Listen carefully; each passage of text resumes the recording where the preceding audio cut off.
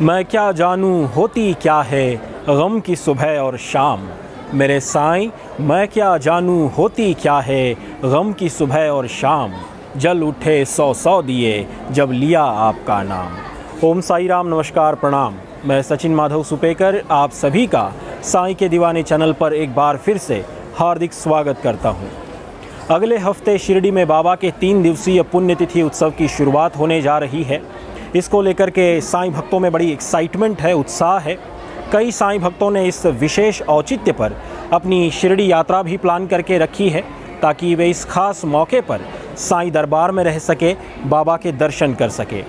आपको मालूम होगा कि बाबा ने 15 अक्टूबर 1918 को दशहरे के दिन महासमाधि ली थी और तब से हर साल दशहरे के मौके पर शिरडी में पुण्यतिथि उत्सव मनाया जाता है। अभी बीती 15 तारीख को सुबह सुबह मेरे मोबाइल में व्हाट्सएप पर 2-4 फोटोग्राफ्स किसी ने भेजे और उसके साथ में लिखा हुआ था कि आज ही के दिन 1918 में बाबा ने जो महासमाधि ली थी उस समय की उनकी अंत्य यात्रा की ये रेयर फोटोग्राफ्स है, इसका दर्शन कर लीजिए। अजीब दावा था, मुझे लगा कि इसकी पड़ताल करनी चाहिए, इसकी सच्चाई खंगाली जानी चाहिए, क्योंकि ऐसा कई बार होता है। हमने कुछ दिन पहले ही 2 वीडियो करके बाबा के ऐसे ही रियल और फेक फ़ोटोग्राफ्स की सच्चाई आपको बताई थी, जो अक्सर साईं भक्तों में अलग अलग दावों के साथ शेयर की जाती है। तो मेरा यही मानस है कि आपको बाबा की अंत्य यात्रा की जो रियल और फेक फ़ोटोग्राफ्स है उसके बारे में अवगत कराऊं, इसकी सच्चाई आपको बताऊं, और इसी उद्देश्य के लिए आज का ये वीडियो है।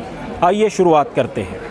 सबसे पहले तो मैं आपको वो 4 तस्वीरें दिखाता हूँ जो 15 तारीख को मुझे किसी साईं भक्त ने भेजी थी और उसे बाबा के अंतिम यात्रा की साल 1918 की रेयर फोटोग्राफ्स बताया था, जिसमें यह 2 तस्वीरें किसी एक ही अंत्य यात्रा के अलग अलग पल है। इस तस्वीर में एक शव को कपड़े से ढका गया है जो ज़मीन पर है और इसके किनारे लोग खड़े हैं, और इस तस्वीर में एक जालीनुमा स्ट्रक्चर में एक शव रखा गया है और इसके किनारे खड़े होकर लोगों ने फ़ोटो खिंचवाई है।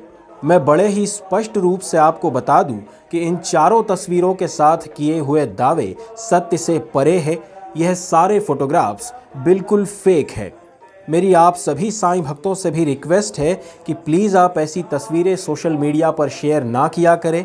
इससे हम एक तरीके से अपने गुरु का अपमान ही कर रहे हैं। श्री साई सच्चरित में लिखा हुआ है कि जब बाबा का देहावसन हुआ तो लंबे समय तक तो इसी पर उधेड़बुन चलती रही कि बाबा के शरीर का अंतिम संस्कार किस पद्धति से किया जाए।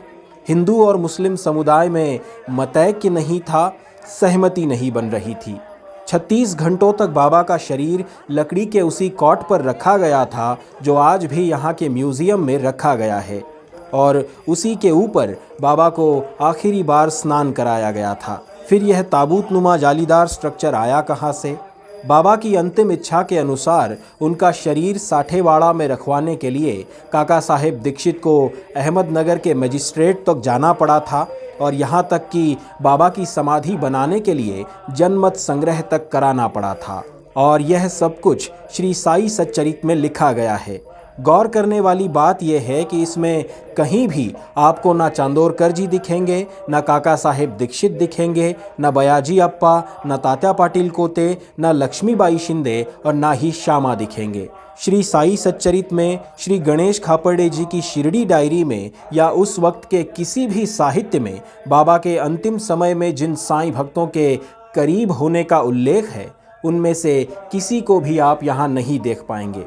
साईं भक्त डॉक्टर विनी चितलूरी जी, जिन्होंने बाबा के जीवन पर काफ़ी रिसर्च किया है, कई किताबें लिखी है, डॉक्यूमेंट्रीज़ बनाई है, उन्होंने भी बाबा की अंत्य यात्रा की बताई जा रही इन फोटोग्राफ्स पर रिसर्च किया और तर्कसंगत तथ्यों के साथ इसे गलत, फेक बताया है। अपनी किताबों में भी उन्होंने इस पर विस्तार से लिखा है। मैं आप सभी साईं भक्तों से पुनः बस यही अनुरोध करूंगा कि ऐसी फेक फोटोग्राफ्स बिल्कुल शेयर ना करें।